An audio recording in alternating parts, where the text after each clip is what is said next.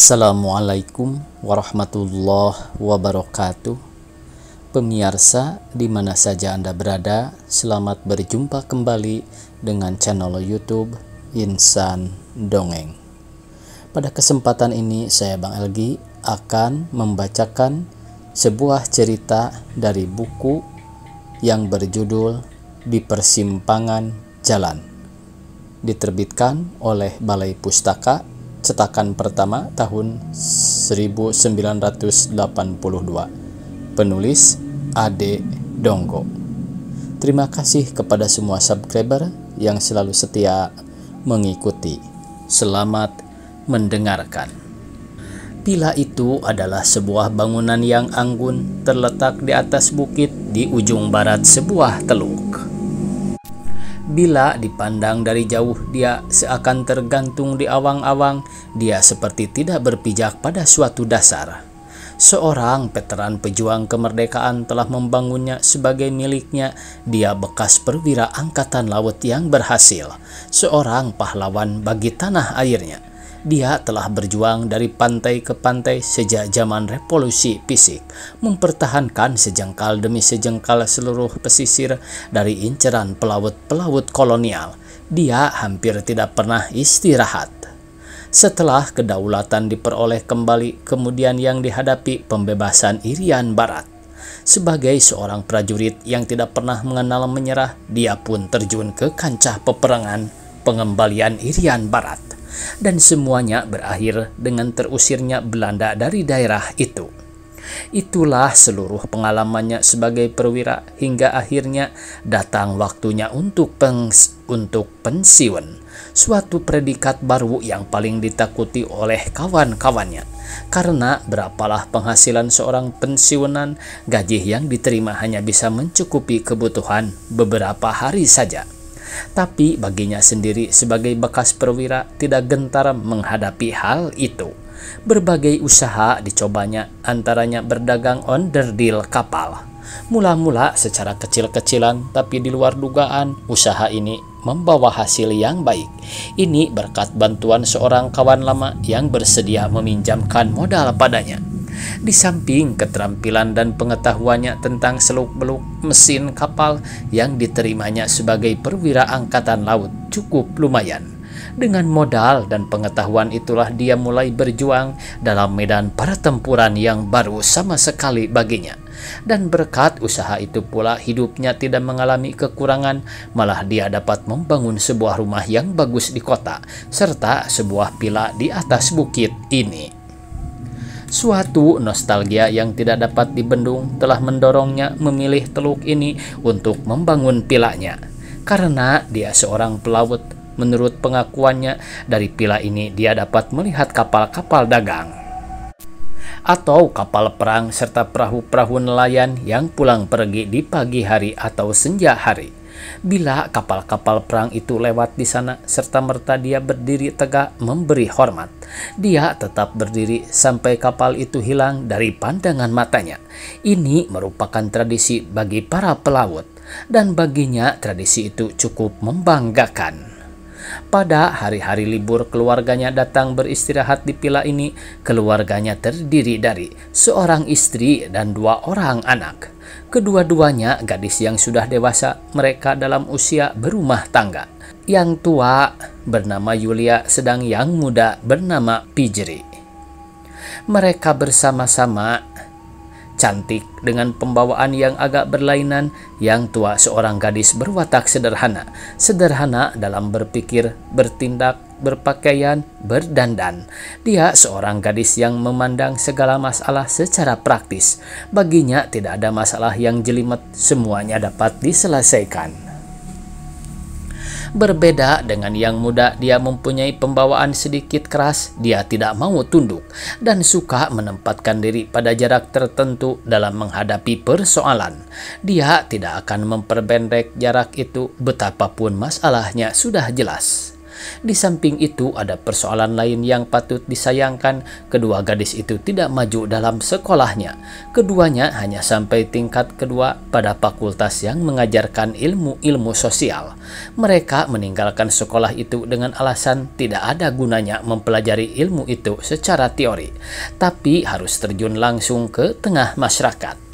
Tapi itu pun tak mereka lakukan karena beberapa faktor yang tidak bisa ditembus. Akhirnya mereka berdiam diri saja sampai saat ini sambil mempelajari beberapa bahasa asing. Yulia maju dalam bahasa Inggris, sedang Fijri maju dalam bahasa Prancis. Atas kegagalan kedua anak gadisnya, bekas perwira itu tidak bisa berbuat apa-apa. Dia pasrah saja.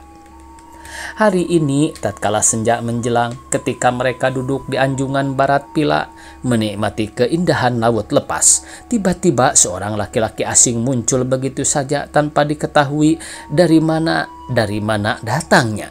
Mereka sangat terperanjat bekas perwira angkatan laut itu, walaupun tidak melemparkan pandangan curiga kepada laki-laki itu seperti istri dan kedua anak gadisnya. Dia merasa diganggu. Tapi keasingan laki-laki itu menarik perhatiannya. Menurut ingatannya, baru kali ini dia dihadapkan pada hal yang agak misterius. Seorang laki-laki asing berpakaian aneh. Menurut ukuran zaman kini, dia berjubah, tapi bukan seperti jubah seorang ulama Katolik, Buddha, atau Islam, atau seperti jubah pujangga Aulia Tagore. Jubah yang dipakainya mirip rok seorang wanita hamil. Panjang jubah itu hanya beberapa sentimeter di bawah lutut. Lucu nampaknya kalau dia tidak punya jenggot dan kumis yang tebal, tentulah dia dikira seorang perempuan. Rambutnya yang panjang sampai ke pundak disisir rapi menguatkan dugaan itu. "Maaf, saudara siapa? Dan apa yang saudara cari di sini?" tanya bekas perwira itu dengan tenang. Laki-laki asing itu tidak segera menjawab. Perhatiannya tertuju pada ketenangan bicara bekas perwira angkatan laut itu. "Apa yang saudara cari di sini?" ulangnya lagi. "Tempat ini indah sekali," kata laki-laki itu seperti tidak peduli. "Dan laut membangkitkan kenangan," katanya lagi. Minat bekas perwira angkatan laut itu pada laki-laki asing yang berdiri di hadapannya kian bangkit. Berbicara tentang laut, bukankah suatu hal yang sangat menarik? Setidak-tidaknya bagi dirinya sendiri. "Kenapa laut membangkitkan suatu kenangan?" bekas perwira itu memancing. "Bukankah saudara bekas perwira angkatan laut?" "Iya, tapi dari mana saudara tahu?" "Saya tahu. Karena Pila ini terletak di pinggir sebuah teluk." "Tidak." "Jadi?" kata sang perwira. "Saya kira tak perlu sebuah pila terletak di pinggir sebuah teluk untuk mengetahui apakah pemiliknya seorang bekas perwira angkatan laut atau bukan," kata laki-laki asing itu dengan tenang. "Benar, tapi kenapa laut tiba-tiba menjadi perhatian saudara?" "Karena saya berada di sini," kata laki-laki itu masih seperti tidak peduli. "Kalau tidak berada di sini, tentu tidak menarik. Begitu kan maksudnya?" "Mungkin. Jadi, maksud saudara hanya untuk menyesuaikan diri?" "Saya tidak mengatakan demikian. Tapi maksudnya demikian." "Jangan saudara anggap saya tidak punya pendirian," kata laki-laki asing itu merasa tersinggung. "Karena saudara tidak mau berterus terang, kenapa laut menjadi kenangan?" "Kalau itu yang saudara kehendaki, saya tidak akan mengatakan." "Kenapa? Apakah suatu rahasia?" "Rahasia atau bukan, itu adalah urusan saya." "Baik, mari kita kembali pada pertanyaan saya. Saudara siapa? Dan apa yang saudara cari di sini?" "Tidak penting," kata laki-laki itu seenaknya. "Menurut saudara, tapi menurut saya penting." "Panggil saja saya Mahila. Saya selalu berada di sekitar teluk ini. Harap keterangan ini dianggap sudah cukup, tidak diperpanjang," kata laki-laki itu memberi batasan. "Keterangan saudara tetap menimbulkan pertanyaan. Tapi tidak apa, kalau saudara ingin tahu kami berempat ini, akan saya katakan," bekas perwira itu menawarkan. "Terserah. Saya bekas perwira Angkatan Laut. Nama saya Sudewo, Amran Sudewo lengkapnya. Pangkat terakhir Komodor Laut, atau menurut sebutan sekarang Laksana Pertama. Saya sekarang sudah pensiun, mengalihkan kegiatan sebagai pedagang onderdil kapal. Sebelum saya jadi tua bangka, usaha saya maju pesat hingga saya dapat membangun sebuah rumah yang cukup besar di kota, sebuah villa ini, serta sebuah mobil yang masih baru. Saya tidak mempunyai anak laki-laki. Ini sedikit memilukan, tapi apa yang mau dikata, kehendak Tuhan jualah yang cuma mengaruniai saya 2 orang anak gadis. Yang tua bernama Yulia, sedang yang muda bernama Pijri, dan ini istri saya. Tapi saudara jangan coba-coba bertanya kenapa saya tidak kawin lagi demi untuk memperoleh anak laki-laki. Tidak, saya tidak akan berbuat seperti itu, karena ini bertentangan dengan hati nurani. Istri cukup satu saja, dengan atau tanpa anak laki-laki. Dan saudara harus ingat bahwa korps kami, Angkatan Laut, menentang keras anggotanya kawin lebih dari 1. Nah, inilah semuanya kalau saudara ingin tahu apa yang saya punyai saat ini, kata bekas perwira mengakhiri perkenalan dirinya dengan terus terang. Laki-laki asing yang menamakan diri Mahila itu tergugah juga hatinya mendengarkan perkenalan yang cukup terang dari bekas perwira itu, walaupun dia bukan orang yang cepat percaya pada keterus-terangan seseorang. Tapi perkenalan diri Komodor Purnawirawan itu cukup mengesankan. Karena itu dia benar-benar merasakan suatu kesegaran hingga tak terasa mulutnya menyunggingkan senyum. Suatu hal yang jarang terjadi. Percakapan berhenti beberapa saat. Kedua anak gadis itu memperhatikan Mahila dengan pandangan mata yang tajam, terutama pakaiannya. Menurut perkiraan mereka, orang ini tentu ada jiwa sintingnya sedikit, paling tidak 1/4 atau lebih dari seluruh jiwa yang dimilikinya. Saudara, tiba-tiba bekas perwira itu memecah kesunyian. Sebelum lupa, saya ingin kembali pada pokok persoalan semula, yaitu tentang kehadiran saudara di sini. Saudara tentu sedang mencari sesuatu. Apa yang ingin saudara temukan? Saya tidak mencari sesuatu seperti saudara duga.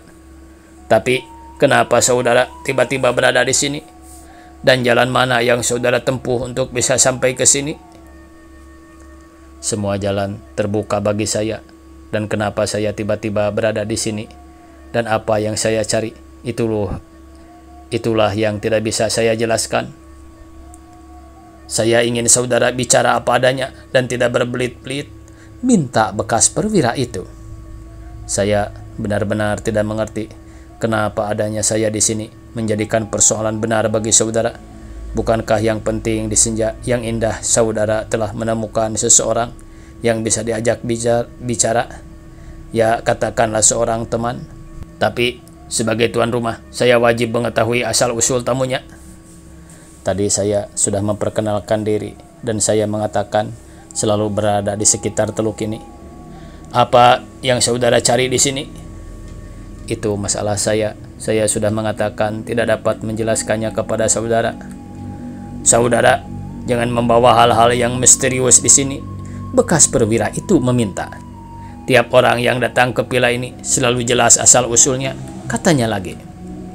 Tapi tidak ada alasan untuk mencurigai saya, laki-laki asing itu memperingatkan. Tapi tingkah saudara menimbulkan kecurigaan. Bisa-bisa saudara dianggap pelarian yang telah melakukan pembunuhan atau perampokan, sengaja berpakaian aneh untuk mengelabui perhatian orang ramai, kata bekas perwira itu agak kasar. Kalau kenyataannya tidak demikian, kata Mahila dengan tenang. Saya cuma menyatakan kekhawatiran. Saya mengerti. Dan kenapa saudara berpakaian aneh seperti ini?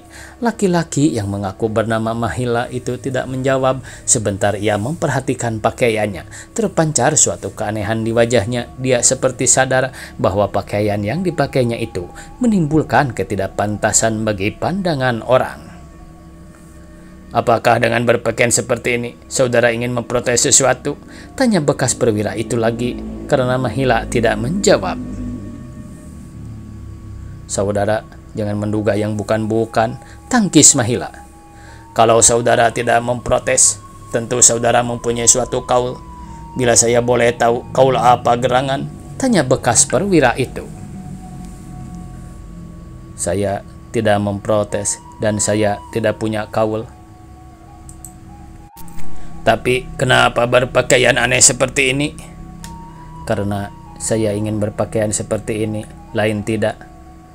Tapi keinginan yang sinting, kata bekas perwira itu sinis.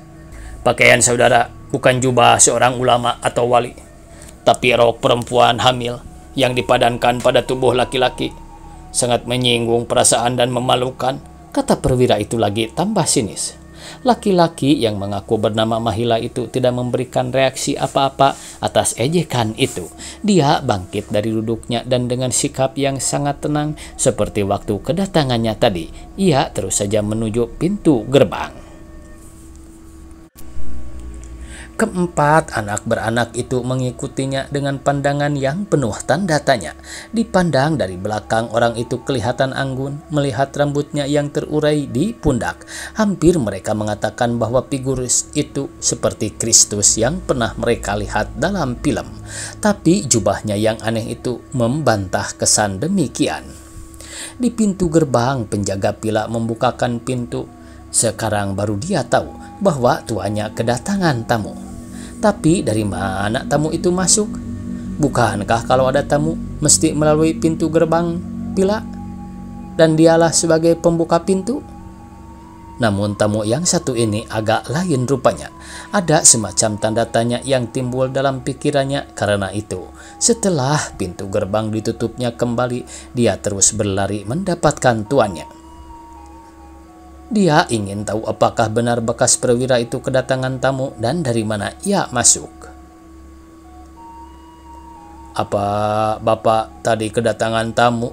Tanyanya dengan napas terengah-engah. Benar, jawab bekas perwira itu pendek. Dari mana tamu itu masuk? Pada wajahnya terpancar keheranan. Bukan dari pintu gerbang? Mustahil pak, sejak tadi saya tidak melihat seorang pun yang masuk pila, kata penjaga dengan tegas. Mungkin saudara sedang lengah? Tidak, saya tidak lengah pak. Saya tetap berjaga-jaga kalau ada tamu yang datang.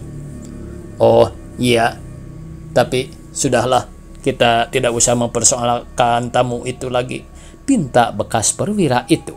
Mendengar permintaan itu, penjaga pila kembali ke tempatnya, tapi dengan perasaan yang tidak puas. Hatinya tetap bertanya tentang tamu itu. Bagaimana pendapat Bapak tentang laki-laki tadi? Tiba-tiba Pijri bertanya. Sebentar bekas perwira itu tidak memberikan reaksi. Dia tetap tenang seperti pertanyaan itu tidak ditujukan padanya. Sedang sang istri dan Yulia nampaknya berminat pada pertanyaan itu. Bagaimana pendapat Bapak? Kembali Pijri bertanya. Bagaimana pendapat kamu? Bekas perwira itu balik bertanya. Aku ingin mendengar pendapat Bapak. Pijri bertahan. Orang itu berpura-pura. Tapi waktu Bapak tuduh dia sinting, orang itu tidak memberikan reaksi apa-apa. Dia tetap tenang karena dia pura-pura. Jadi Bapak anggap dia tidak aneh? Iya. Tapi dari mana orang itu masuk ke pila? Sedang penjaga sendiri mengaku tidak pernah kemana-mana, tetap berada di pintu, terutama pada saat-saat orang itu berada di pila. Apakah ini bukan keanehan? Mungkin saja penjaga waktu itu sedang lengah, tapi dia mengakui tidak kemana-mana. Rupanya kedatangan laki-laki itu menarik perhatianmu. Bekas perwira itu mengalihkan percakapan. Karena kedatangannya yang tiba-tiba dan begitu saja telah berada di tengah-tengah kita, kata Fajri. Mungkin dia makhluk halus. Tiba-tiba Yulia memotong perkataan adiknya. Waktunya habis pemirsa. Dicukupkan sekian. Billahi taufiq wal hidayah. Wassalamualaikum warahmatullahi wabarakatuh.